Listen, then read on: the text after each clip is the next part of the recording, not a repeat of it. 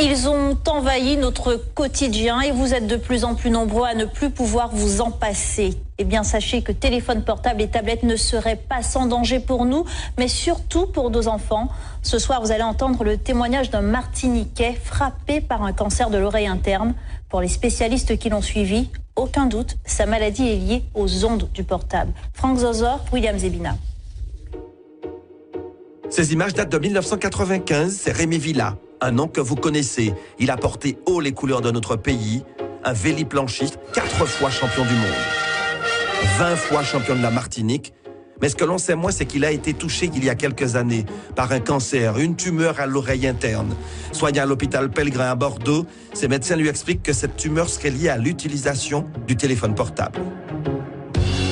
Les médecins m'ont dit clairement, tout ceci est dû au téléphone portable. Notre service pour les tumeurs à l'acoustique a été augmenté par 5, multiplié par 5 depuis l'avènement du portable. J'ai fait tout ce qu'il ne fallait pas faire.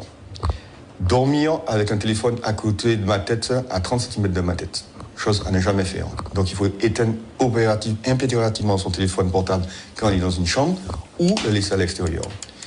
Deuxième chose, je téléphonais tout le temps en voiture parce que j'étais agent de fabrique. Donc le seul moment où je pouvais téléphoner, c'était en voiture. Donc j'avais un kit main libre, certes, mais toutes les ondes étaient dans la voiture.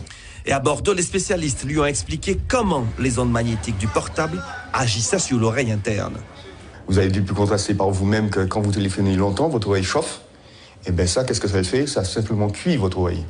Et donc l'oreille interne est extrêmement fragile. Et donc, puisque c'est tout petit organisme, etc. Donc forcément, on l'abîme, on la cuit et on finit par la détruire. Donc le téléphone portable, quand quelqu'un m'appelle, je l'utilise comme ça, microphone allumé, et je parle. Ou bien, loin de la tête. Loin de la tête, jamais comme ça. Et puis, il y a les conseils aux parents concernant l'utilisation des portables pour les enfants. Le médecin me disait très clairement que le pire va arriver parce qu'aujourd'hui, les parents donnent les téléphones dès l'âge de 10 ans, voire même avant à leurs enfants, et les enfants dorment avec leur téléphone. Alors ça, le cerveau n'est pas encore construit, etc. Donc il est encore plus sensible et les dégâts seront plus importants encore. Et pour confirmer les propos de Rémi Villa, ce rapport de l'ANSE, l'Agence nationale de la sécurité sanitaire et de l'alimentation, rendu public la semaine dernière.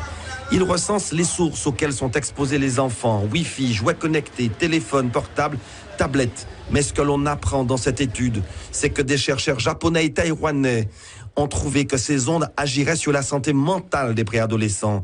Dépression, comportement à risque, tentative de suicide pourraient être provoquées par l'utilisation précoce de ces objets connectés. Et enfin, dernier conseil de Rémi Villa, évitez les portables dans les poches. Les ondes affectent également les organes génitaux.